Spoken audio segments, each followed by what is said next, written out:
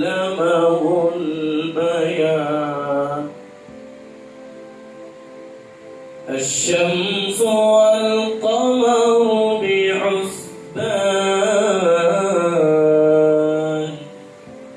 والنجم والشجر يسجدان. मरने को तैयार हूं, लेकिन ऐसी कोई वजह नहीं जिससे मैं मारने के लिए तैयार हो जाऊं. इन्हीं चंद बातों के साथ मैं अपनी बात खत्म करता हूं. जय हिंद, जय कर्नाटक. ಕುರಾನ್ನ ಮಹತ್ವವನ್ನು ಅದನ್ನು ನಂಬಿದಂತಹ ಗಾಂಧೀಜಿಯವರ ಕುರಿತಂತೆ ಕೂಡ ಪ್ರಾರ್ಥನೆಯನ್ನು ನಡೆಸಿಕೊಟ್ಟಂಥ ಹಾಫೀಜ್ ರೆಹಾನ್ ಖಾದ್ರಿ ಅವರಿಗೆ ತಮ್ಮೆಲ್ಲರ ಪರವಾಗಿ ಕೃತಜ್ಞತೆಗಳನ್ನು ಹೇಳ್ತೇನೆ. ಇದೀಗ ವಿಶೇಷವಾಗಿ ಬಹಳ ಪ್ರೀತಿಯಿಂದ ಪಠಣ ಮಾಡ್ತಾ ಇದ್ದಂಥ ಅಧ್ಯಯನ ಮಾಡ್ತಾ ಇದ್ದಂಥ ಗಾಂಧೀಜಿಯವರ ಪ್ರೀತಿಯ ಭಗವದ್ಗೀತೆಯ ಕೆಲವೊಂದಿಷ್ಟು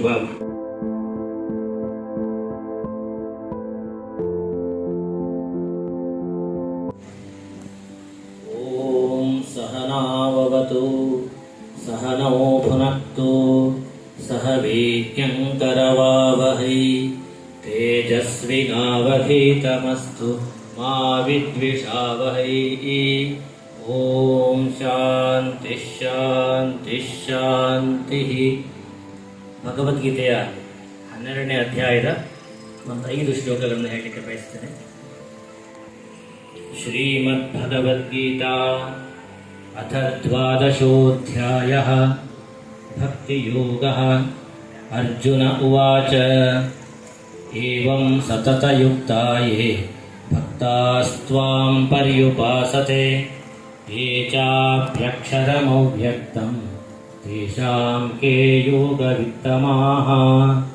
ಶ್ರೀಭಗವಾನುವಾಚ ಮಯ್ಯಾವೇಶ್ಯ ಮನೋ ಯೇ ಮಾಂ ನಿತ್ಯಯುಕ್ತಾ ಉಪಾಸತೆ ಶ್ರದ್ಧಯಾ ಪರಯೋಪೇತಾಃ ತೇ ಮೇ ಯುಕ್ತತಮಾ ಮತಾಃ. ಯೇ ತ್ವಕ್ಷರಮನಿರ್ದೇಶ್ಯಂ ಅವ್ಯಕ್ತಂ ಪರ್ಯುಪಾಸತೆ. 3 ವಿಚಾರಗಳಿವೆ: ನಿಯೋಜಿತವಾದಂತಹ ಕರ್ತವ್ಯಗಳು, ಮನಬಂದಂತೆ ಮಾಡುವಂತಹ ಕೆಲಸ ಮತ್ತು ಕರ್ಮ ಮಾಡದೇ ಇರುವಂತಹದ್ದು. ಮನುಷ್ಯನು ಪಡೆದುಕೊಂಡಂತಹ ಪ್ರಕೃತಿ ಗುಣಗಳಿಗೆ ಅನುಗುಣವಾಗಿ ವಿಧಿಸಿದ ಕಾರ್ಯಗಳು ನಿಯೋಜಿತ ಕರ್ತವ್ಯಗಳು. ಮನಸ್ವಿ ನಡತೆಯ ಕೆಲಸವೆಂದರೆ ಪ್ರಾಮಾಣಿಕ ಅಧಿಕಾರದ ಒಪ್ಪಿಗೆ ಇಲ್ಲದ ಕೆಲಸ, ಕರ್ಮ ಮಾಡದಿರುವುದರಿಂದ. ಎಲ್ಲರೂ ಐಕ್ಯರಾಗಿರಬೇಕು ಮತ್ತು ಎಲ್ಲರೂ ಒಂದೇ ಎನ್ನುವಂಥ ಭಾವನೆಯಿಂದ ಎಲ್ಲ ಧರ್ಮಗಳವರು ಒಂದೇ ಪ್ರೀತಿಯಿಂದ ಜೀವನ ಮಾಡುವಾಗ ಸ್ವಾಭಾವಿಕವಾಗಿ ಶಾಂತಿ ಅದು ದೇಶದಲ್ಲಿ ನೆಲೆಸ್ತದೆ. ನೋಡ್ರಿ, ಮನುಷ್ಯನು ಶಾಂತಿಯನ್ನು ಕದಡುತ್ತಾನೆ. ಶಾಂತಿಯು ಅದು ನಾಶವಾಗುವುದಕ್ಕೆ ಕಾರಣ ಮನುಷ್ಯನೇ ಆಗಿದ್ದಾನೆ, ಬೇರೆ ಯಾವುದೂ ಅಲ್ಲ. ಆದ್ದರಿಂದ ಯೇಸು ಸ್ವಾಮಿಯವರು ಮಾಡಿದಂತಹ ಬೋಧನೆ, ಪ್ರಾಮುಖ್ಯವಾದಂತಹ ಬೋಧನೆ, ಮನುಷ್ಯನಲ್ಲಿ ಬದಲಾವಣೆ ಆಗಬೇಕು. ಪ್ರತಿ ವ್ಯಕ್ತಿ ತಾನು ಮಾಡಿದಂಥ ಪಾಪ ಕೃತ್ಯಗಳಿಗೆ, ತಾನು ಮಾಡಿದಂಥ ಎಲ್ಲ ಕೆಟ್ಟ ಕೃತ್ಯಗಳಿಗೆ ಪಶ್ಚಾತ್ತಾಪ ಪಡಬೇಕು. ಪಶ್ಚಾತ್ತಾಪ ಪಟ್ಟು ಆತನು ಹೃದಯದಲ್ಲಿ ಶಾಂತಿಯನ್ನು ಅಂಗೀಕಾರ ಮಾಡಿಕೊಳ್ಳಬೇಕು. ಆವಾಗ ದೇವರ ರಾಜ್ಯ ಅದು ಸ್ಥಾಪನೆ ಆಗ್ತದೆ. ಅದಕ್ಕೆ ಯೇಸು ಸ್ವಾಮಿಯವರು ಒಂದು ಮಾತು ಹೇಳಿದರು, ಏನಂದರೆ, ದೇವರ ರಾಜ್ಯವು ನಿಮ್ಮ ಮಧ್ಯದಲ್ಲೇ ಇದೆ. ಶಾಂತಿಯಿಂದ ತುಂಬಿರುವಂತಹದ್ದೇ ಅದು ದೇವರ ರಾಜ್ಯ. ನಾವು ಸ್ವರ್ಗ ನರಕದ ವಿಷಯವಾಗಿ ಬಹಳ ಮಾತಾಡ್ತೇವೆ, ಅದು ನಂತರ. ಆದರೆ ಈ ಲೋಕದಲ್ಲಿ ಜೀವಿಸುವಾಗ ನಮ್ಮ ಮಧ್ಯದಲ್ಲೇ ನಾವು ಸ್ವರ್ಗವನ್ನು ಕಾಣಲಿಕ್ಕೆ ಸಾಧ್ಯ ಇದೆ. ಯಾವಾಗ ನಾವೆಲ್ಲರೂ ಆ ದೇವರಲ್ಲಿದ್ದಂತಹ ಶಾಂತಿಯನ್ನು ಅಂಗೀಕಾರ ಮಾಡಿಕೊಳ್ತೇವೋ, ಉಪದೇಶಕ್ಕೆ ತಕ್ಕ ಹಾಗೆ ನಾವು ಜೀವನ ಮಾಡ್ತೇವೆ. ನೋಡಿ, ಎಲ್ಲ ಧರ್ಮ ಗ್ರಂಥಗಳನ್ನು ನಾವು ಅಭ್ಯಾಸ ಮಾಡಿ ಯಾವಾಗ ನಾವು ಆ ಧರ್ಮದಲ್ಲಿರುವಂತಹ ಸಾರಗಳನ್ನು ಅಂಗೀಕಾರ ಮಾಡಿಕೊಳ್ತೇವೋ ಆವಾಗ ಶಾಂತಿ ಅದು ನೆಲೆಸ್ತದೆ. ಯೇಸು ಸ್ವಾಮಿಯವರು ಅವತಾರ ಎಂಬುದಾಗಿ ಎಲ್ಲರೂ ನಂಬುತ್ತಾರೆ, ದೇವರ ಅವತಾರ. ನಾವು ಇವತ್ತು ಭಾರತ ದೇಶದಲ್ಲಿ ನೋಡುವಾಗ ನಮಗೆ ಅವತಾರ ಅಂದರೆ ಬಹಳ ಸುಲಭವಾಗಿ ಅರ್ಥ ಆಗ್ತದೆ. ಅವತಾರ ಅಂದರೆ ಏನು? ದೇವರು ವಿವಿಧ ಅವತಾರಗಳನ್ನು ಯಾವ ರೀತಿಯಾಗಿ ತಾಳಿದೆ ಅದು ನಮಗೆ ಅರ್ಥ ಆಗ್ತದೆ. ಆ ಬೋಧನೆಗೆ ತಕ್ಕ ಹಾಗೆ ಯೇಸು ಸ್ವಾಮಿಯು ಕ್ರೂಜೆಯ ಮೇಲೆ ಹಿಂಸೆ ಪಡುತ್ತಿರುವಂತಹ ಆ ಜನರಿಗಾಗಿ ದೇವರಲ್ಲಿ ಪ್ರಾರ್ಥನೆ ಮಾಡಿದ ಇವರನ್ನು ಕ್ಷಮಿಸೆಂಬುದಾಗಿ. ಇವ್ರು ಏನು ಮಾಡ್ತಾ ಇದ್ದವರು ಇವ್ರಿಗೆ ಗೊತ್ತಿಲ್ಲ, ಅರಿಯವರು ದೇವರೇ ಇವರೆಲ್ಲರನ್ನು ಕ್ಷಮಿಸೆಂಬುದಾಗಿ ಪ್ರಾರ್ಥನೆ ಮಾಡಿದ್ದಾರೆ. ಇದೇ ದೇವರ ರಾಜ್ಯ, ಇದೇ ಶಾಂತಿ ಅದು ಉಂಟಾಗುವುದಕ್ಕೆ ಕಾರಣ ಪ್ರಿಯರೇ. ದ್ವೇಷ, ಅಸೂಯೆ, ಸೇಡು ಇದು ಯಾವುದೂ ಇರಬಾರದೆಂಬುದಾಗಿ ಯೇಸು ಸ್ವಾಮಿಯವರು ಬೋಧನೆ ಮಾಡಿದರು. ಗೆತ್ಸೇಮನೆ ಎನ್ನುವಂಥ ತೋಟದಲ್ಲಿ ಯೇಸುವನ್ನು ಸಿಲುಬೆಗೆ ಹಾಕುವುದಕ್ಕೆ ಹಿಡಿಯುವುದಕ್ಕೆ ಬಂದಾಗ ಮಲ್ಕ ಎನ್ನುವಂಥ ಒಬ್ಬನ ಕಿವಿಯನ್ನು ಆ ಯೇಸು ಸ್ವಾಮಿಯ ಶಿಷ್ಯ ಕತ್ತರಿಸಿದ ಖಡ್ಗದಿಂದ. ಅವಾಗ ಯೇಸು ಸ್ವಾಮಿಯವರು ಹೇಳಿದರು, ಖಡ್ಗ ಹಿಡಿದವನು ಖಡ್ಗದಿಂದಲೇ ಸಾಯ್ತಾನೆ ಅನ್ನೋದಾಗಿ. ಅದಕ್ಕೆ ಆ ಕಿವಿಯನ್ನು ಮುಟ್ಟಿ ಯೇಸು ಸ್ವಾಮಿಯವರು ಗುಣಪಡಿಸಿದರು. ಅಹಿಂಸೆ, ಯೇಸು ಸ್ವಾಮಿಯು ಅವರ ಹಿಂಸೆಗೆ ಬಹಳ ವಿರೋಧಿಯಾಗಿದ್ದರು. ಮಹಾತ್ಮ ಗಾಂಧಿಯವರು ಕೂಡ ಅಹಿಂಸೆಯಿಂದಲೇ ಅವರು ಸ್ವತಂತ್ರ ಕೊಟ್ಟು ಅಹಿಂಸೆಗೆ ಬಹಳ ಮಹತ್ವವನ್ನು ಕೊಟ್ಟು, ಮಾತ್ರವಲ್ಲ ಬೈಬಲ್ನಲ್ಲಿ ಬರುವಂತಹ ಬೋಧನೆಗಳನ್ನು ಬರುವಂಥ ಪ್ರಸಂಗ ಎಂಬುದಾಗಿ ಹೇಳ್ತಾರೆ. ಮಹಾತ್ಮ ಗಾಂಧಿಯವರು ಪ್ರತಿ ದಿವಸ ಓದಿ ಅದನ್ನು ಅವರು ತಮ್ಮ ಜೀವನಕ್ಕೆ ಅಳವಡಿಸಿಕೊಳ್ತಾ ಇದ್ದರು. ಮಹಾತ್ಮ ಗಾಂಧಿಯವರು ಆ ಧರ್ಮದಲ್ಲಿರುವಂತಹ ಶಾಂತಿಯನ್ನು ತಮ್ಮ ಜೀವನದಲ್ಲಿ ಇಡೀ ದೇಶಕ್ಕೆ ಅವರು ಸಾರಿದರು, ತೋರಿಸಿಕೊಟ್ಟು ಅಹಿಂಸೆ ಜಯಕ್ಕೆ ಅದು ಅವರ ತತ್ವಗಳು ಯಾಕೆ ಬೇಕು, ಅವರ ಅಹಿಂಸೆ ಅನ್ನುವಂತಹ ಒಂದು ಅತ್ಯಂತ ಮುಖ್ಯವಾದಂತಹ ಪರಿಕಲ್ಪನೆ ಯಾಕೆ ಬೇಕು ಅಂತ ನಾನು ಬಹಳ ಸಂಕ್ಷಿಪ್ತವಾಗಿ ಸಮಯದ ಮಿತಿಯನ್ನು ಮನಸ್ಸಿನೊಳಗೆ ಇಟ್ಕೊಂಡ್ಬಿಟ್ಟು, ವೈಯಕ್ತಿಕ ನೆಲೆಯಲ್ಲಿ ನಾವು ಯಾವೆಲ್ಲ ರೀತಿಯಿಂದ ನಮಗೆ ನಾವೇ ಹಿಂಸೆಯನ್ನು ಮಾಡ್ಕೊಳ್ತಾ ಇದ್ದೀವಿ, ಸಾಮಾಜಿಕವಾಗಿ ನಾವು ಯಾವೆಲ್ಲ ರೀತಿಯಿಂದ ನಮ್ಮ ಸಮಾಜದೊಳಗಿರುವಂತಹ ಇತರೆ ಮನುಷ್ಯರು ಹಾಗೂ ಎಲ್ಲರಿಗೂ ಹಿಂಸೆಯನ್ನು ಉಂಟು ಮಾಡ್ತಾ ಇದ್ದೀವಿ. ಬಹಳ ಬಹಳ ಮುಖ್ಯವಾಗಿ ನಾವು ಪ್ರಕೃತಿಗೆ ಯಾವೆಲ್ಲ ರೀತಿಯಿಂದ ಹಿಂಸೆಯನ್ನು ಉಂಟು ಮಾಡ್ತಾ ಇದ್ದೀವಿ ಅಂತ. ಇವತ್ತು ಜೀವನ ಶೈಲಿ ಕಾಯಿಲೆಗಳು ಅಂತನ್ನೋದು ಅದು ಬೊಜ್ಜು ಆಗಿರ್ಬೋದು, ಹೃದಯ ರೋಗ ಆಗಿರ್ಬೋದು, ಸಕ್ಕರೆ ಕಾಯಿಲೆ ಆಗಿರ್ಬೋದು, ಇವುಗಳನ್ನು ಹಿಂಬಾಲಿಸಿ ಬರುವಂತಹ ಸುಮಾರು 25 ಕಾಯಿಲೆಗಳನ್ನು ನಾವು ಇವತ್ತು ವೈದ್ಯರು ಜೀವನ ಶೈಲಿ ಕಾಯಿಲೆಗಳು ಅಂತ ಗುರುತಿಸ್ತಾ ಇದ್ದೀವಿ. ಭಾರತ ಮುಂದಿನ 5 ವರ್ಷಗಳಲ್ಲಿ ಜಗತ್ತಿನಲ್ಲಿಯೇ ಅತ್ಯಂತ ಹೆಚ್ಚಿನ ಮಧುಮೇಹದ ಅಂದರೆ ಸಕ್ಕರೆ ಕಾಯಿಲೆಗಳನ್ನು ಹೊಂದಿರುವಂತಹ ದೇಶ ಆಗಿರ್ತದೆ ಅನ್ನೋದನ್ನು ನಾವು ಗಮನಿಸಬೇಕು. ನಮ್ಮ ತಪ್ಪು ಜೀವನ ಶೈಲಿಯಿಂದಾಗಿ ಪ್ರಕೃತಿ ಪ್ರತಿಯೊಬ್ಬರಿಗೂ ಕೊಟ್ಟಿರುವಂತಹ ಅತ್ಯಂತ ಅಮೂಲ್ಯವಾದಂತಹ ಕೊಡುಗೆ ಅಂದರೆ ಇದು ಒಂದು ಶರೀರ. ಈ ಒಂದು ಶರೀರವನ್ನು ನಾನು ಪ್ರತಿ ದಿವಸವನ್ನು ಒಂದು ಕೈಯೊಳಗೆ ಹಣತೆ ಅನ್ನೋದನ್ನು ಇಟ್ಕೊಂಡು ಬಿಟ್ಟು ನಿಧಾನವಾಗಿ ಹೆಜ್ಜೆ ಇಡ್ತಾ 80, 90, 100 ವರ್ಷದ ಆಯುಷ್ಯವನ್ನು ಬಾಳುವಂಥ ಒಂದು ಕ್ಷಮತೆ, ಒಂದು ಕಾಳಜಿ, ಒಂದು ಜವಾಬ್ದಾರಿ ನಮ್ಮೆಲ್ಲರ ಮೇಲೆ ಏನಿರ್ತದೋ ಅದನ್ನು ಇವತ್ತು ಪಾಲಿಸದೇ ಇರೋದಕ್ಕಾಗಿ 10 ಹಲವು ರೂಪದೊಳಗೆ ನಾವು ನಮಗೆ ಹಿಂಸೆಯನ್ನು ಉಂಟು ಮಾಡಿಕೊಳ್ತಾ ಇದ್ದೀವಿ. ಇದರ ಬಗ್ಗೆ ನಮ್ಮೆಲ್ಲರೊಳಗೂ ಒಂದು ಬಹಳ ದೊಡ್ಡ ಎಚ್ಚರಿಕೆ ಇವತ್ತು ಮೂಡಬೇಕಾಗಿರ್ತದೆ. ಸಾಮಾಜಿಕವಾಗಿ ನಾವು ನಮ್ಮ ಸುತ್ತಮುತ್ತಲು ನೋಡ್ತಾ ಇರುವಂಥ ಈ ದ್ವೇಷ, ಕೋಮುವಾದ, ಅಸಹನೆ ಇವುಗಳು ಕೂಡ ನಾವು ನಮ್ಮ ಜೊತೆ ಇರುವಂತಹ ಇತರೆ ಮನುಷ್ಯರ ಬಗ್ಗೆ ತೋರಿಸ್ತಾ ಇರುವಂಥ ಹಿಂಸೆ. ಇದಕ್ಕೂ ಕೂಡ ನಾವು ಎಲ್ಲೋ ಒಂದು ಕಡೆ ವಸುದೈವ ಕುಟುಂಬಕಂ ಅನ್ನುವಂಥ ಒಂದು ದೊಡ್ಡ ವಾಕ್ಯವನ್ನು ಹೇಳ್ತಾನೆ ಈ ಹಿಂಸೆಯನ್ನು ಮಾಡ್ತಾ ಇರೋದು. ಇದಕ್ಕೆಲ್ಲ ಮೂಲ ಕಾರಣ ಏನು? ಯಾವ ನಾಡಿನಲ್ಲಿ ಅಸಂಖ್ಯಾತ ಸಂತರಾಗಿ ಹೋಗಿದ್ದಾರೋ ಅವರೆಲ್ಲರೂ ಹೇಳಿರುವಂತಹ ಆ ಒಂದು ಮಾತೇನಿದೆಯೋ, ನಾವು ಸುಮಧುರವಾದಂತಹ ಸಂಬಂಧಗಳನ್ನು ಇಟ್ಕೊಂಡ್ಬಿಟ್ಟು ಬಹಳ ಒಳ್ಳೆಯ ಸಹಜೀವನ ಮಾಡೋದು ಸಾಧ್ಯ ಅಂತ. ಮೂರನೇದು ನನ್ನ ದೃಷ್ಟಿಯಲ್ಲಿ ಅತ್ಯಂತ ಮುಖ್ಯವಾದುದು, ಅದು ಪರಿಸರದ ಮೇಲೆ ನಾವು ಮಾಡ್ತಾ ಇರುವಂತಹ ಹಿಂಸೆ.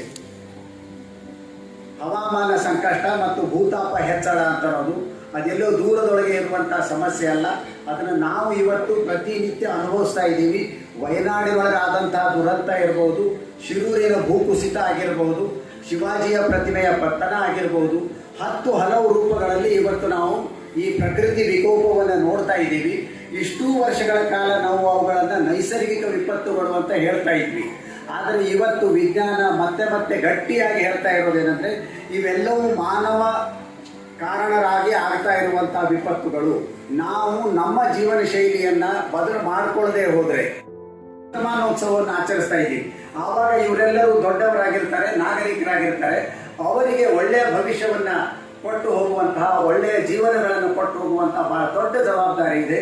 ಹಾಗಾಗಿ ಗಾಂಧಿ ಜಯಂತಿ ಅಂತ ಅನ್ನೋದು ಕೇವಲ ಒಂದು ದಿವಸದ ಒಂದು ತಾಸಿನ ಕಾರ್ಯಕ್ರಮ ಆಗದೆ ನಮ್ಮೊಳಗೆ ಹೊಕ್ಕು ಇಡೀ ದಿವಸ ಒಂದು ರೀತಿಯ ಧ್ಯಾನದ ರೂಪದೊಳಗೆ ನಾನು ನಡೆಸ್ತಾ ಇರುವಂಥ ಜೀವನ ಶೈಲಿ ಅಂತದ್ದು ಯಾವೆಲ್ಲ ರೀತಿಯಿಂದ ನಾನು ಪರಿಸರ ಸ್ನೇಹಿ ಬದಲಾವಣೆಗಳನ್ನು ಮಾಡಿಕೊಳ್ಳಬಹುದು. ಅದು ನನ್ನ ಆಹಾರದೊಳಗಾಗಿರ್ಬೋದು, ಬಟ್ಟೆಯೊಳಗಾಗಿರ್ಬೋದು, ಮನೆಯ ವಾಸ್ತುವಿನೊಳಗಾಗಿರ್ಬೋದು, ಇಡೀ ದಿನಚರಿಯೊಳಗೆ ಯಾವೆಲ್ಲ ಪರಿಸರ ಸ್ನೇಹಿ ಬದಲಾವಣೆಗಳನ್ನು ನಾವು ತಂದುಕೊಳ್ಬಹುದು ಅನ್ನುವ ರೀತಿಯೊಳಗೆ ಧ್ಯಾನಸ್ಥರಾಗಿ ನಾವು ಈ ಒಂದು ಗಾಂಧಿ ಜಯಂತಿಯನ್ನು ಆಚರಿಸೋಣ. ಮುಂದಿನ ವರ್ಷ ಇನ್ನೂ ಹೆಚ್ಚು ಸಂಖ್ಯೆಯೊಳಗೆ ನಾವು ಇದನ್ನು ಇನ್ನೂ ಹೆಚ್ಚು ಅರ್ಥಪೂರ್ಣವಾಗಿ ಗಾಂಧಿ ನಡಿಗೆ ಆಗಿರ್ಬೋದು, ಗಾಂಧಿ ಭಜನೆ ಆಗಿರ್ಬೋದು, ಚರಕ ಆಗಿರ್ಬೋದು, ಎಲ್ಲವನ್ನೂ ಇನ್ನೂ ಹೆಚ್ಚು ಸುಂದರವಾಗಿ ಅರ್ಥಪೂರ್ಣವಾಗಿ ಆಚರಿಸೋಣ ಅಂತ ಹೇಳ್ತಾ ನನ್ನ ಮಾತು.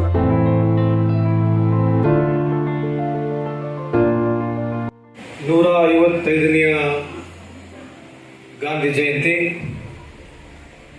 ಅದೇ ರೀತಿಯಾಗಿ 120 ವರ್ಷದ ಲಾಲ್ ಬಹದ್ದೂರ್ ಶಾಸ್ತ್ರಿ ಅವರ ಜಯಂತಿಯನ್ನು ನಾವಿಲ್ಲಿ ಆಚರಣೆ ಮಾಡ್ತಾ ಇದ್ದೀವಿ. ಆ ಅಂಗವಾಗಿ ಸಮಾರಂಭದ ವೇದಿಕೆ ಮೇಲೆ ಆಸೀನರಾಗಿರ್ತಕ್ಕಂಥ DC ಆಗಿರ್ತಕ್ಕಂಥ ಪ್ರಭು ಅವರೇ, ಸ್ನೇಹಿತರಾಗಿರ್ತಕ್ಕಂಥ ಸಂಗಮೇಶ್ ಅವರೇ, SR ಪಾಟೀಲ್ ಅವರೇ, ಕಮಿಷನರ್ ಆಗಿರ್ತಕ್ಕಂಥ ಶಶಿಕುಮಾರ್ ಅವರೇ, ಜಿಲ್ಲಾ ಪಂಚಾಯತಿನ CO ಆಗಿರ್ತಕ್ಕಂಥ ಸ್ವರೂಪ್ ಅವರೇ, ಉಪನ್ಯಾಸಕರು ಈಗ ತಾನೇ ತಮ್ಮನ್ನು ಉದ್ದೇಶಿಸಿ ಮಾತನಾಡಿರ್ತಕ್ಕಂಥ ಸಂಜೀವ್ ಕುಲಕರ್ಣಿ ಅವರವರೇ, ಸ್ನೇಹಿತರಾಗಿರ್ತಕ್ಕಂಥ ಶಾಕೀರ್ ಸಂಧಿ ಅವರೇ, ವೇದಿಕೆ ಮೇಲೆ ಆಸೀನರಾಗಿರ್ತಕ್ಕಂಥ ಎಲ್ಲ ಗಣ್ಯ ಮಾನ್ಯರೇ, ಇಲ್ಲಿ ಸೇರಿರ್ತಕ್ಕಂಥ ಎಲ್ಲ ಆತ್ಮೀಯ ಹಿರಿಯರೇ, ಅಕ್ಕ ತಂಗಿಯರೇ, ಅಣ್ಣ ತಮ್ಮಂದಿರೇ ಹಾಗೂ ಸ್ನೇಹಿತ ಮಿತ್ರರೇ, ಪತ್ರಿಕಾ ಹಾಗೂ ಮಾಧ್ಯಮ ಸ್ನೇಹಿತರೆ, ವಿಶೇಷವಾಗಿ ಬಂದಿರ್ತ ಈ ಕಾರ್ಯಕ್ರಮದಲ್ಲಿ ಭಾಗವಹಿಸಿರ್ತಕ್ಕಂಥ ಮುದ್ದು ಮಕ್ಕಳೇ, ನಾನೇನು ಜಾಸ್ತಿ ಮಾತನಾಡಕ್ಕೆ ಹೋಗುದಿಲ್ಲ. ಯಾಕಂದ್ರೆ ಮಹಾತ್ಮ ಗಾಂಧೀಜಿಯವ್ರ ಬಗ್ಗೆ ನಾವು ಬಹಳ ಅತ್ಯಂತ ಸಣ್ಣ ವಯಸ್ಸಿನಿಂದನೇ ಅವ್ರ ಬಗ್ಗೆ ನಾವು ಕಲ್ತಿರ್ತೀವಿ, ಓದಿರ್ತೀವಿ. ಆದ್ರೆ ಹಲವಾರು ವಿಷಯಗಳು ತಮಗೆ ಗೊತ್ತಿದ್ರು ಕೂಡ ನಾನು ಸಂಕ್ಷಿಪ್ತವಾಗಿ ಮಾತಾಡಲಿಕ್ಕೆ ಇಚ್ಛೆ ಬಯಸ್ತೇನೆ. 1893ರಲ್ಲಿ ಸೌತ್ ಆಫ್ರಿಕಾಗೆ ಹೋಗಿ ಅದಕ್ಕಿಂತ ಮುಂಚೆ 22ನೇ ವಯಸ್ಸಿನಲ್ಲಿ ಲಂಡನ್ ನಲ್ಲಿ ಅವರು ಲಾ ಕಲಿತು 1993 ಇಸ್ವಿಗೆ ಸೌತ್ ಆಫ್ರಿಕಾಗೆ ಹೋಗಿ ಅಲ್ಲಿ ಕೂಡ ಅವರು ಸೋಷಲಿಸ್ಟ್ ಆಗಿ ಜನರ ಪರವಾಗಿ ಧ್ವನಿ ಎತ್ತಿರ್ತಕ್ಕಂಥ ಸಂದರ್ಭದಲ್ಲಿ ಅಲ್ಲಿ ಗಲಾಟೆ ಆಗಿ ಇಲ್ಲಿ 1915ನೇ ಇಸ್ವಿಯಲ್ಲಿ ಮಹಾತ್ಮ ಗಾಂಧಿಯವರಿಗೆ 45 ವಯಸ್ಸು ಹೊತ್ತು ಇಲ್ಲಿ ಬಂದು ಇಲ್ಲೇನು ಸ್ವಾತಂತ್ರ್ಯ ಹೋರಾಟದಲ್ಲಿ ಪ್ರಮುಖವಾಗಿ ಪಾತ್ರವನ್ನು ವಹಿಸಿ ಇವತ್ತು ನಮ್ಮ ಭಾರತ ದೇಶದಲ್ಲಿ ಅಹಿಂಸಾ ರೀತಿಯಾದಂತಹ ಒಂದು ಹೋರಾಟ ಮಾಡಿದ ಜೊತೆಗೆ ಇಡೀ ಪ್ರಪಂಚಕ್ಕೆ ಹೆಸರುವಾಸಿಯಾಗಿರ್ತಕ್ಕಂಥ ಮಹಾತ್ಮ ಗಾಂಧಿಯವರನ್ನ ಅವ್ರ ಹುಟ್ಟುಹಬ್ಬವನ್ನು ನಾವಿಲ್ಲಿ ಆಚರಣೆಯನ್ನು ಮಾಡ್ತಾ ಇದ್ದೀವಿ. ಇವತ್ತು ಯಾಕೆ ನಾವು ಮಹಾತ್ಮ ಗಾಂಧಿಯವರನ್ನ ನೆನೆಸ್ಬೇಕಂತಂದ್ರೆ ಅವ್ರು ಹಾಕೊಂಡಿರ್ತಕ್ಕಂಥ ಆದರ್ಶಗಳು ವಿಶೇಷವಾಗಿ ಬಹಳ ದೊಡ್ಡ ಸಂಘರ್ಷ ಇತ್ತು ನಮ್ಮ ದೇಶದಲ್ಲಿ. ಆ ಸಂದರ್ಭದಲ್ಲಿ ಒಂದು ಜಾತಿಯ ವ್ಯವಸ್ಥೆ. ಶಶಿ ಅವರು ಹೇಳ್ತಾ ಇದ್ರು, ನಿಮಗೆ ಸ್ವಾತಂತ್ರ್ಯ ಬೇಕಾ, ಏನು ಜಾತಿಯ ವ್ಯವಸ್ಥೆ ಸುಧಾರಣೆ ಆಗ್ಬೇಕಂತ ಕೇಳಿದ ಸಂದರ್ಭದಲ್ಲಿ ಮೊದಲು ಶೋಷಿತ ವರ್ಗಗಳಿಗೆ ಅದು ನಮಗೆ ಸೋಷಿಯಲ್ ಜಸ್ಟಿಸ್ ಸಿಗ್ಬೇಕು, ಆಮೇಲೆ ಸ್ವಾತಂತ್ರ್ಯ ಸಿಗ್ಬೇಕಂತಕ್ಕಂಥದ್ದು ನಾನು ಅವ್ರು ಹೇಳಿರ್ತಕ್ಕಂಥದ್ದು ಲ್ಯಾಪ್ಸ್ಲಿಕ್ಕೆ ಇಚ್ಛೆ ಬಯಸ್ತೀನಿ. ಎಲ್ಲ ವರ್ಗಗಳ ಜನಕ್ಕೆ ಅನುಕೂಲ ಆಗಬೇಕು. ವಿಶೇಷವಾಗಿ ಎಲ್ಲ ಹಿಂದೂ, ಮುಸ್ಲಿಂ, ಸಿಖ್, ಇಸಾಯಿ ಆಗಿನ ಕಾಲದಲ್ಲಿ ಕೂಡ ಒಂದು ಪ್ರಸ್ತಾವನೆ ಇತ್ತು. 2 ರಾಷ್ಟ್ರ ಆಗಬೇಕೆಂಬ ಒಂದು ಪ್ರಸ್ತಾವನೆ ಇದ್ದ ಸಂದರ್ಭ ಕೂಡ ಮಹಾತ್ಮ ಗಾಂಧೀಜಿಯವರು ಇಲ್ಲ, ಇದು ವಿಭಜನೆ ಆಗಬಾರ್ದು, ಒಂದು ರಾಷ್ಟ್ರ ಆಗ್ಬೇಕೆಂಬುದು, ಒಂದೇ ದೇಶ ಇರಬೇಕೆಂಬುದು ಅವರ ವಾದ ಇತ್ತು. ಅದಾದ ನಂತರ ಬಹಳಷ್ಟು ರಾಜಕೀಯ ಬದಲಾವಣೆಗಳಾದವು. ಆದ್ರೆ ಇವತ್ತು ಪ್ರಮುಖವಾಗಿ ನಾವು ಮಾತನಾಡಬೇಕಾಗತ್ತಂತಂದ್ರೆ ಅಹಿಂಸಾವಾದದಲ್ಲಿ ನಾನ್ ವೈಲೆನ್ಸ್ ಮೆಥಡ್ ಅಂತ ನಾವೇನ್ ಹೇಳ್ತೀವಿ, ಅದು ಇಡೀ ಇವತ್ತಿಗಿರ್ತಕ್ಕಂಥ ಇವತ್ತು ತಾನೇ ಇರಾನ್ ಹಾಗೂ ಪ್ಯಾಲೆಸ್ತೈನ್ ಜಗಳ ನಾವು ನೋಡ್ತಾ ಇದ್ದೀವಿ. ವಾರ್ ನಡೀತಾ ಇದೆ, ಯುದ್ಧ ನಡೀತಾ ಇದೆ. ಇದಕ್ಕಿಂತ ಮುಂಚೆ ರಷ್ಯಾ ಯುಕ್ರೇನ್ ವಾರ್ ನೋಡ್ತಾ ಇದೀವಿ, ಇಂಡೋ ಪಾಕಿಸ್ತಾನ್ ವಾರ್ ಆಗಿರ್ತಕ್ಕಂಥ ಹಲವಾರು ಸಲ ನಾವು ನೋಡ್ತಾ ಇದೀವಿ. ಇದನ್ನೆಲ್ಲದಕ್ಕೂ ಅವರು ಬಹಳ ಮುಖ್ಯವಾಗಿ ಇಡೀ ಪ್ರಪಂಚದ ಆಗಿನ ಕಾಲದ Stalin, Mussolini, Hitler, Alexander the Great ಇವರೆಲ್ಲರ ವಿಚಾರಗಳಿಗೆ ವಿಭಿನ್ನವಾಗಿ ವಿಚಾರವನ್ನು ಮಾಡಿ ಒಂದು ಅಹಿಂಸವಾದ ಇರಬೇಕು, ನಾನ್ ವೈಲೆನ್ಸ್ ಮೆಥಡ್ ಇಂದಲೇ ನಾವು ಪ್ರಪಂಚವನ್ನು ಗೆಲ್ಲಬೇಕೆಂಬ ಏನು ಅವ್ರು ಹಾಕಿರ್ತಕ್ಕಂಥ ಮಾರ್ಗ ಕೇವಲ ಭಾರತ ದೇಶದಲ್ಲ ಇಡೀ ಪ್ರಪಂಚದಲ್ಲಿ ಇವತ್ತು ಮಹಾತ್ಮ ಗಾಂಧಿ ಅವರಿಗೆ ಬಹಳ ದೊಡ್ಡ ಪ್ರಮಾಣದ ಗೌರವವಿದೆ ಅಂತ ಈ ಸಂದರ್ಭ ಕೇಳಲಿಕ್ಕೆ ಇಚ್ಛೆ ಬಯಸ್ತೇನೆ ಬಂಧುಗಳೇ. ಇವತ್ತು ವಿಶೇಷವಾಗಿ ಅನ್ಟಚಬಿಲಿಟಿ ಬಗ್ಗೆ ಮಹಾತ್ಮ ಗಾಂಧೀಜಿಯವರು ಬಹಳಷ್ಟು ಹೋರಾಟ ಮಾಡಿದ್ದಾರೆ. ಸ್ವರಾಜ್ಯ ದೇಶ ಆಗಬೇಕು, ಸ್ವದೇಶ ನಮ್ಮ ಬಟ್ಟೆಯನ್ನು ನಾವು ಉಪಯೋಗಿಸಬೇಕಂತ ಹೇಳಿ ಯಾವ ಮಹಾತ್ಮ ಗಾಂಧೀಜಿಯವರು ಬೇರೆ ದೇಶದಲ್ಲಿ ಓದ್ಕೊಂಡು ಇಲ್ಲಿ ಸೂಟ್ ಬೂಟ್ ಹಾಕೊಂಡು ಅವರ ವಕಾಲಗಿರಿ ಮಾಡಿ ವಕಾಲತ್ ಮಾಡಿದ್ರೆ ಕೂಡ ಇಲ್ಲಿ ಬಂದು ನಮ್ಮ ವಸ್ತುಗಳು ನಾವೇನ್ ಬೆಳೆಸ್ತೀವಿ ಅವಾಗ ಆ ಕಾರಣನೇ ಅವಾಗ ನಮ್ಮ ಕೋಆಪರೇಟಿವ್ ಸೊಸೈಟಿ ಮೂವ್ಮೆಂಟ್ ನಲ್ಲಿ ಪ್ರಾರಂಭ ಆಗಿರ್ತಕ್ಕಂಥದ್ದು. ಟೆಕ್ಸ್ಟೈಲ್ ಇಂಡಸ್ಟ್ರಿ ಬಹಳ ದೊಡ್ಡ ಪ್ರಮಾಣದಲ್ಲಿ ಬೆಳೀತು. ಎಲ್ಲರಿಗಿಂತ ಹೆಚ್ಚಾಗಿ ಈ ಉಪ್ಪಿನ ಸತ್ಯಾಗ್ರಹ ಸುಮಾರು 400 ಕಿಲೋಮೀಟರ್ ಉದ್ದಕ್ಕೂ ಅವರು ಪಾದಯಾತ್ರೆ ಮಾಡೋದ ಮುಖಾಂತರ ನಾವೇನ್ ದಾಂಡಿ ಮಾರ್ಚ್ ಅಂತ ಹೇಳ್ತೀವಿ, ಒಂದು ಇಡೀ ವಿಶ್ವದ ಗಮನವನ್ನು ಸೆಳೆದ್ರ ಜೊತೆಗೆ ಆ ಒಂದು ಮೂವ್ಮೆಂಟ್ ಏನಾಯ್ತು, ಆ ಮೂವ್ಮೆಂಟ್ ನಲ್ಲಿ 1942 ಇಸ್ವಿಯಲ್ಲಿ ಕ್ವಿಟ್ ಇಂಡಿಯಾ ಮೂವ್ಮೆಂಟ್ ಅಂತ ಪ್ರಾರಂಭ ಆಗಿ ಇವತ್ತು ನಮ್ಮ ದೇಶ ಸ್ವಾತಂತ್ರ್ಯ ಆಗ್ಬೇಕಾಗಿದ್ರೆ ಕಾರಣೀಭೂತರಾಗಿರ್ತಕ್ಕಂಥ ಮಹಾತ್ಮ ಗಾಂಧೀಜಿಯವರು ನಾನು ನೆನೆಸ್ಬೇಕಂತ ಈ ಸಂದರ್ಭ ಕೇಳಲಿಕ್ಕೆ ಇಚ್ಛೆ ಬಯಸ್ತೀನಿ. ಅದ್ರ ಜೊತೆಗೆ ಇವತ್ತು ನಮ್ಮ ಫಾದರ್ ಆಫ್ ನೇಷನ್ ಅಂತ ಕೂಡ ನಾವು ಮಹಾತ್ಮ ಗಾಂಧಿ ಅವರನ್ನು ಕಲಿಸ್ತೀವಿ. ಇವತ್ತು ಎಲ್ಲರಿಗಿನ ಹೆಚ್ಚಾಗಿ ಇವತ್ತು ನಾವ್ಯಾವತ್ತು ಕ್ವಿಟ್ ಇಂಡಿಯಾ ಮೂವ್ಮೆಂಟ್ ಬಗ್ಗೆ ನಾವು ಮರಿ ಕುಡಿದು ಅವರು ಆ ಪ್ರಾರಂಭ ಮಾಡಿರ್ತಕ್ಕಂಥದ್ದು ಏನು ಕ್ವಿಟ್ ಇಂಡಿಯಾ ಮೂವ್ಮೆಂಟ್ ಇತ್ತು ಅಲ್ಲಿಂದ ಇಲ್ಲಿಗೆ ನಮಗೆ ಸ್ವಾತಂತ್ರ್ಯ ಸಿಗ್ಲಿಕ್ಕೆ ಕಾರಣ ಆಯ್ತು ಅಂತ ಈ ಸಂದರ್ಭ ಕೇಳಲಿಕ್ಕೆ ಇಚ್ಛೆ ಬಯಸ್ತೀನಿ ಬಂಧುಗಳೇ. ಆಮೇಲೆ ಎಲ್ಲರಿಗಿನ ಹೆಚ್ಚಾಗಿ ಇವತ್ತು ಬೇರೆ ಬೇರೆ ಲೀಡರ್ಗಳು, ಇಡೀ ಪ್ರಪಂಚದ ಲೀಡರ್ಗಳು ಆಗಿರ್ತಕ್ಕಂಥ ಬರಾಕ್ ಒಬಾಮಾರವರಾಗಿರ್ಬೋದು, ಗಾಂಧೀಜಿಯವರ ಫೋಟೋವನ್ನು ಅವರು ಆಫೀಸ್ನಲ್ಲಿ ಹಾಕಿರ್ತಕ್ಕಂಥದ್ದು. ನೆಲ್ಸನ್ ಮೆಂಡಲ್ ಅವರು ಯಾವತ್ತು ಹೇಳ್ತಾ ಇದ್ರು, ಟ್ರೂತ್ ಅಂಡ್ ನಾನ್ ವೈಲೆನ್ಸ್ ಹಿಂದೆ ಅದು ಬೆಸ್ಟ್ ವೆಪನ್, ಅದು ಮಹಾತ್ಮ ಗಾಂಧೀಜಿಯವರು ಹೇಳಿರ್ತಕ್ಕಂಥದ್ದು.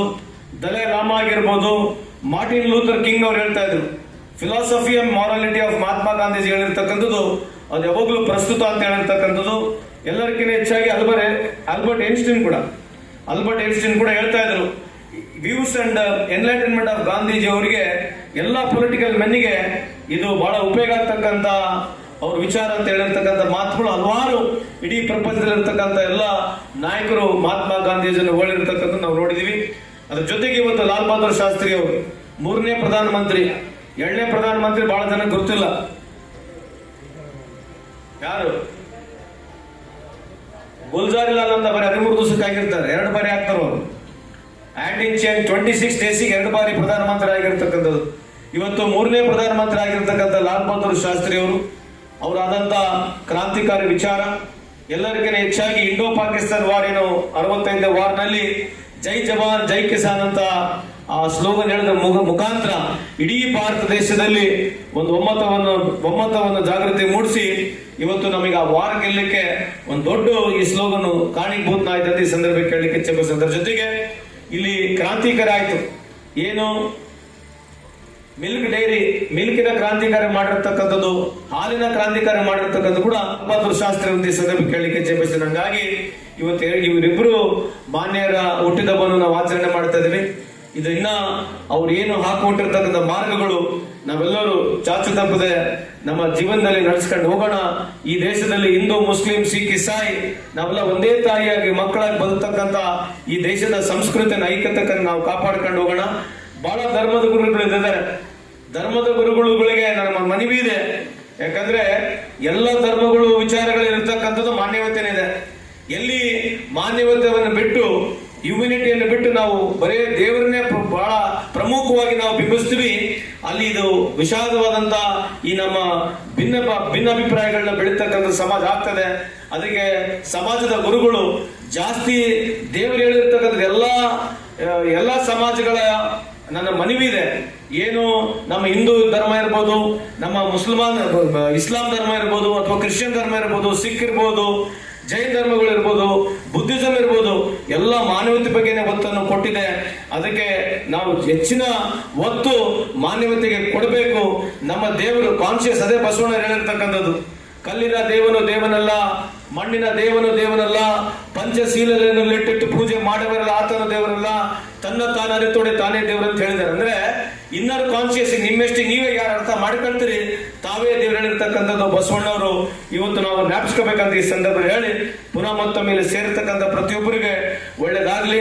ಇವತ್ತು ಲಾಲ್ ಬಹದ್ದೂರ್ ಶಾಸ್ತ್ರಿ ಅವರು ಹಾಗೂ ಗಾಂಧಿ ಜಯಂತಿಯ ಶುಭಾಶಯಗಳನ್ನು ತಮಗೆ ತಿಳಿಸುತ್ತಾ ನನ್ನೆರಡು ಮಾತನ್ನು ಮುಗಿಸ್ತೇನೆ. ಜೈ ಹಿಂದ್, ಜೈ ಕರ್ನಾಟಕ.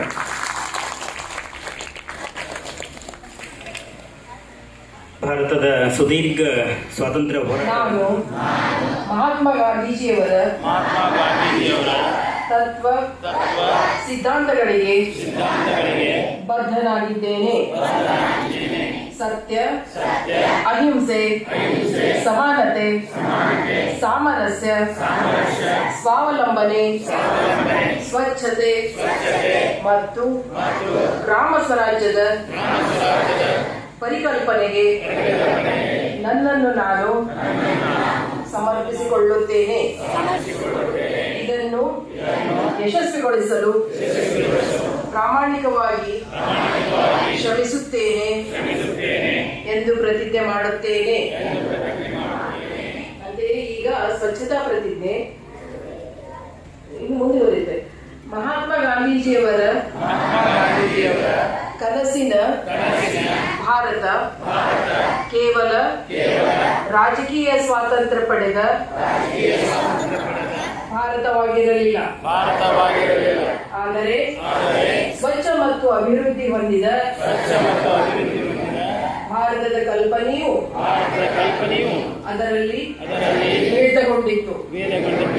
ಮಹಾತ್ಮ ಗಾಂಧೀಜಿಯವರು ಗುಲಾಮಗಿರಿಯ ಸರಪಳಿಯನ್ನು ತುಂಡರಿಸಿ ನಮ್ಮ ಮಾತೃಭೂಮಿ ಭಾರತಕ್ಕೆ ಸ್ವಾತಂತ್ರ್ಯ ತಂದುಕೊಟ್ಟರು.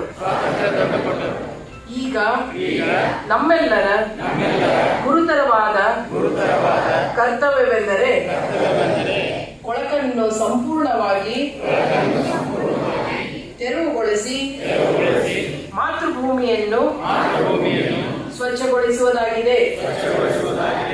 ಸ್ವಚ್ಛತೆಯ ಬಗ್ಗೆ ಜಾಗೃತನಾಗಿರುತ್ತೇನೆ ಮತ್ತು ಇದಕ್ಕಾಗಿ ಸಮಯ ಮೀಸಲಿಡುತ್ತೇನೆ ಎಂದು ಈ ದಿನ ನಾನು ಪ್ರತಿಜ್ಞೆ ಸ್ವೀಕರಿಸಿದ್ದೇನೆ.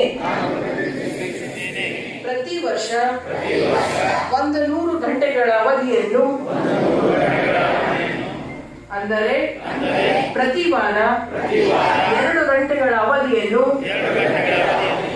ಈ ಕಾರ್ಯಕ್ಕಾಗಿ ಮೀಸಲಿಟ್ಟು ಈ ನಿರ್ಣಯವನ್ನು ನಿಜಗೊಳಿಸುವ ಮೂಲಕ ಸಾಬೀತುಪಡಿಸುತ್ತೇನೆ.